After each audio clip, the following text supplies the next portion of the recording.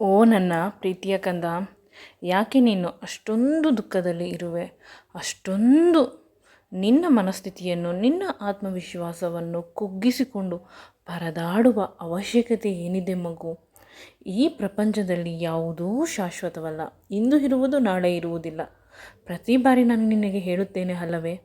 ಯಾವ ಶ್ರೀಮಂತನೂ ಕೂಡ ಯಾವಾಗಲೂ ಶ್ರೀಮಂತನಾಗಿರುವುದಿಲ್ಲ.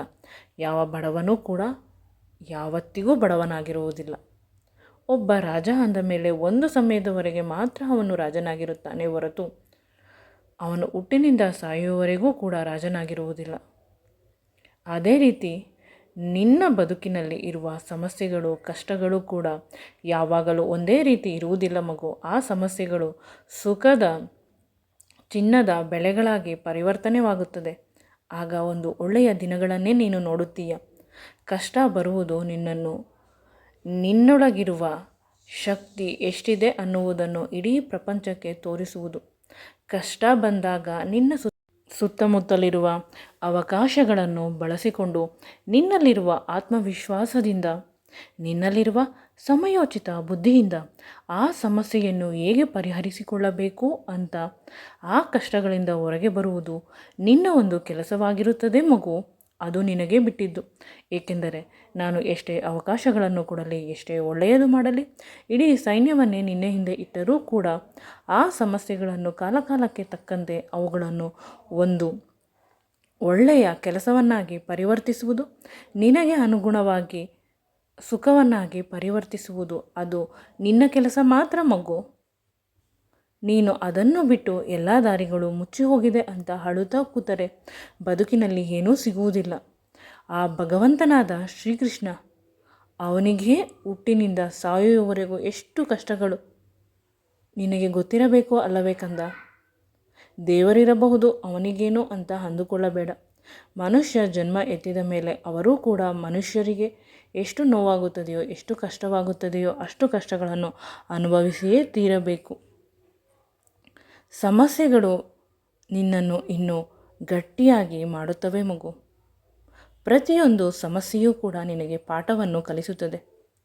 ಶಾಲೆಯಲ್ಲಿ ನೀನು ಕಲಿಯದ ಪಾಠವನ್ನು ಈ ಸಮಸ್ಯೆಗಳು, ಕಷ್ಟಗಳು, ನೋವುಗಳು ಕಲಿಸುತ್ತವೆ ಮಗು. ಎಲ್ಲಿ ಹೇಗೆ ಮಾತನಾಡಬೇಕು, ಹೇಗೆ ಇರಬೇಕು ಅನ್ನುವುದನ್ನು ಮೊದಲು ಕಲಿತುಕೋ. ಅತಿ ಹೆಚ್ಚು ಮಾತನಾಡುವುದು ತಪ್ಪು, ಅತಿ ಕಡಿಮೆ ಮಾತನಾಡುವುದು ತಪ್ಪು. ನಿನ್ನ ಅವಶ್ಯಕತೆ ಎಲ್ಲಿರುತ್ತದೆಯೋ, ನಿನ್ನ ಧ್ವನಿ ಎಲ್ಲಿ ಎತ್ತಬೇಕೋ ಅಲ್ಲಿ ಮಾತನಾಡು ಮಗು. ಈ ಬದುಕನ್ನು ಸುಂದರವಾದ ಉದ್ಯಾನವನವನ್ನಾಗಿ ನೀನೇ ಮಾಡಿಕೊಳ್ಳಬೇಕು ಮಗು. ನಿನ್ನ ಸುತ್ತಮುತ್ತ ಯಥೇಚ್ಛವಾದ ಅವಕಾಶಗಳನ್ನು ನಾನು ಕೊಟ್ಟಿದ್ದೇನೆ.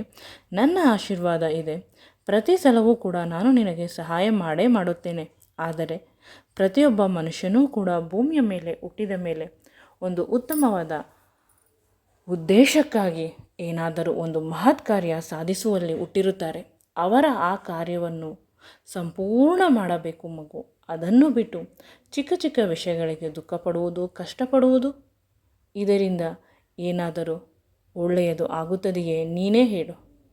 ಆ ಸಮಸ್ಯೆಯನ್ನು ಹೇಗೆ ಬಗೆಹರಿಸಬೇಕು ಅನ್ನುವುದರ ಕಡೆ ನಿನ್ನ ಗಮನವನ್ನು ಹರಿಸುವುದನ್ನು ಬಿಟ್ಟು ಸಮಸ್ಯೆ ಅಂತ ಅಳುತ್ತಾ ಕುಳಿತರೆ ತೆಗೆದಿರುವ ಒಂದೇ ಒಂದು ಬಾಗಿಲು ಕೂಡ ಕಾಣಿಸುವುದಿಲ್ಲ ಮಗು. ಬದುಕಿನಲ್ಲಿ ಎಲ್ಲ ಕತ್ತಲಾಗುತ್ತದೆ, ಸಂಪೂರ್ಣವಾದ ಅಂಧಕಾರ ಆವರಿಸುತ್ತದೆ. ಆದರೆ ಎಲ್ಲ ಮುಚ್ಚಿದ ಬಾಗಿಲ ಕಡೆಯೂ ಕೂಡ ಒಂದೇ ಒಂದು ಚಿಕ್ಕ ಬಾಗಿಲು ಅಥವಾ ಒಂದೇ ಒಂದು ಕಿಟಕಿ ತೆಗೆದಿರುತ್ತದೆ ಮಗು. ಅದನ್ನು ನೀನು ಹುಡುಕಿ ಅದರಿಂದ ನಿನ್ನ ಸಮಸ್ಯೆಗಳನ್ನು ಪರಿಹರಿಸಿಕೊಂಡು ನಿನ್ನ ಜೀವನದ ಎಲ್ಲ ಬಾಗಿಲುಗಳನ್ನು ತೆಗೆ. ಆಗ ಒಂದು ಅತ್ಯದ್ಭುತವಾದ ಬೆಳಕು ನಿನ್ನ ಬದುಕಿನಲ್ಲಿ ಬರುತ್ತದೆ. ನಿನಗೆ ಏನು ಬೇಕೋ ಎಲ್ಲವನ್ನೂ ನಾನು ಕೊಟ್ಟೇ ಕೊಡುತ್ತೇನೆ ಮಗು. ನಿನ್ನ ಸುಖ, ನಿನ್ನ ಸಂತೋಷ, ನಿನ್ನ ಶಾಂತಿ ನನ್ನ ಬದುಕಿನ ಧ್ಯೇಯ. ನೀನು ಖುಷಿಯಾಗಿದ್ದರೆ ನನ್ನ ಮನಸ್ಸು ಖುಷಿಯಿಂದ, ಉಲ್ಲಾಸದಿಂದ ಕುಣಿಯುತ್ತದೆ. ನೀನು ದುಃಖಪಟ್ಟರೆ ನನಗೂ ಕೂಡ ದುಃಖವಾಗುತ್ತದೆ. ಅಂದಮೇಲೆ ನೀನು ಖುಷಿಯಾಗಿರಬೇಕು ಅಷ್ಟೇ.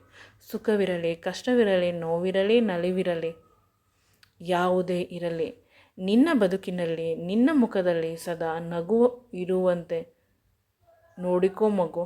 ನಿನಗೆ ಶುಭವಾಗುತ್ತದೆ. ಓಂ ಸಾಯಿರಾಮ್, ಜೈ ಸಾಯಿರಾಮ್.